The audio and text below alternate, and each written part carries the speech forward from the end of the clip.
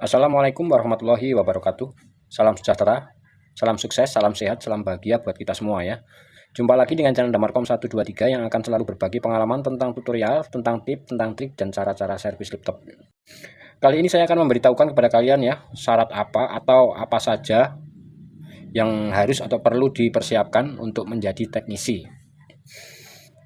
Dan saya akan memberitahukan peralatan-peralatan yang sederhana, murah, tapi akurat ya, buat teknisi pemula tentunya ya. Yang pertama, apa yang harus dipersiapkan ya tentunya ya untuk menjadi teknisi ya. Yang dipersiapkan adalah ilmu tentunya ya, ilmu. Bukan pengalaman dulu ya, ilmu intinya paling tidak kalian harus tahu dasarnya ya, agar nanti kedepannya kalian tidak kesulitan untuk mengembangkan bakat kalian ya. Bisa juga kalau emang kalian itu berkecimpung atau tiap hari pergaulannya itu sama teknisi, intinya sama teknisi laptop gitu ya, tiap harinya di situ, mungkin lama-kelamaan kalian akan bisa. Tapi kalau kalian tidak punya dasar, nanti kalian akan kesusahan, karena di situ nanti kalian itu jadi apalan ya, karena tiap harinya berkecimpung atau bergaul dengan teknisi. Mungkin kamu tahu ya kan, kalau misalkan kerusakan begini, keluhan begini, kerusakannya pasti di sini gitu kan. Tapi kan namanya laptop belum tentu ya teman-teman ya.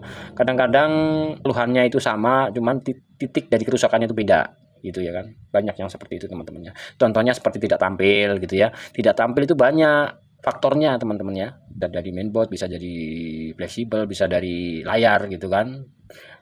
Keluhannya sama, tidak tampil, tapi titik dari kerusakannya itu beda-beda. Kemudian untuk peralatan, yang ada sebagian temen ya tanya, katanya peralatan untuk servis laptop mahal-mahal, tapi tidak juga teman-teman ya, tergantung kemampuan kita. Banyak kok yang murah tapi bagus gitu ya, harga dari yang harga 100 ya, yang untuk yang digital seperti ini, sampai lebih dari 1.500.000 juga ada teman-teman, tergantung keinginan kita ya. Ini harganya harga 120, tapi ini juga bisa kok buat nyetis ya. Intinya yang penting kita sudah tahu ya cara-cara makainya gitu ya. Kemudian yang kedua ya, nah solderan yang muncul seperti, dan ini bisa diatur panasnya ya, suhu panasnya bisa diatur. Bisa kok pakai solderan biasa, bisa pakai solderan yang seperti ini teman-teman. Tapi solderan begini kan nggak bisa di setel temperaturnya gitu kan. Bisa teman-teman ya, bisa. Caranya mudah teman-teman ya. Ini kan kalau solderan begini, ini solderan biasa ya. Ini harganya cuman 35.000 teman-teman.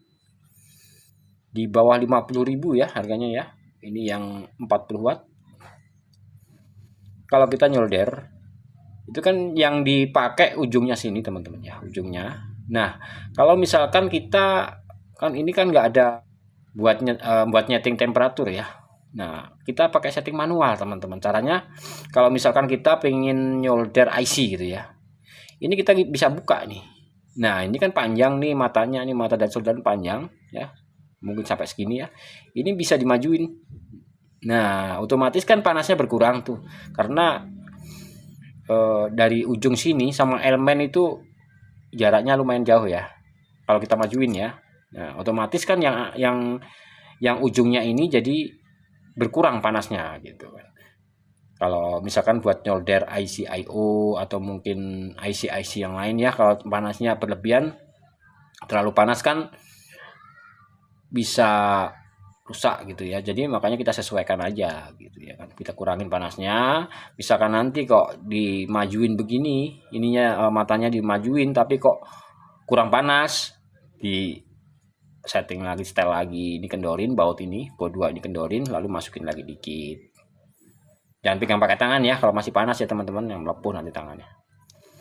Pakai tang aja masukin, apa pakai pinset boleh. Begitu caranya teman-teman ya. Lalu PSU teman-teman ya, atau power supply. Power supply ini nggak mahal teman-teman. Ini hanya saya beli dari teman saya ya, beli second. Ini harganya hari itu 350 dia sudah beli ya. Kalau beli baru ya sekitar 900-an. Nah, kebetulan saya punya dua, teman-teman. Ada satu lagi ya. Kalau yang PSU itu juga kalau kita ibaratnya belum mampu beli yang baru ya, beli second juga ada, teman-teman. Ini kebetulan hari itu saya maksudnya jalan-jalan ke Senen ya. Nah, di situ saya nggak sengaja untuk membeli ini ya. Saya lihat ada kok kayaknya ada power supply ini bagus, begitu dites bagus. Ini hanya 3 ampere, teman-teman. Udah saya beli aja. Ini murah kok, 325 saya beli yang ini, maksudnya ini. Yang ini ya. Ini 300 ya. Hanya 325, teman-teman beli. Kemudian apalagi?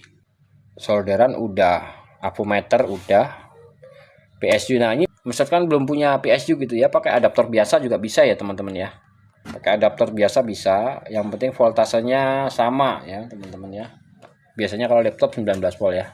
Tapi ya nggak selalu 19 volt, ada yang 12 volt, ada yang 15 volt. Soketnya kalian bisa beli soket yang universal seperti ini, teman-teman. Ini pakai standar. Ini harganya hanya 170 hari itu ya.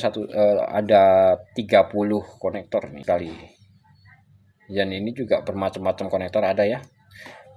Konektor standar ya, yang standar bentar. Seperti ini ya. Ini standar Lenovo. Ya. Nah, begini kalian bisa gonta-ganti, teman-teman. Bisa begitu dulu ya. Mudah-mudahan bisa bermanfaat dan tetap semangat terus, teman-teman. Jangan sampai menyerah ya. Harus jadi teknisi yang handal. Bisa sampai nanti kalian bisa beli alat-alat yang mahal tentunya ya, teman-teman ya. Seperti osiloskop, mesin tribol gitu ya. Pelan-pelan sambil berjalannya waktu nanti ya, teman-teman ya. Oke, kiranya sekian dulu ya informasi dari saya untuk kali ini. Mudah-mudahan bisa bermanfaat buat kalian semua. Mohon maaf jika saya banyak salah kata. Mudah-mudahan kita bisa bertemu di video-video saya selanjutnya ya. Saya akhiri dulu. Wassalamualaikum warahmatullahi wabarakatuh.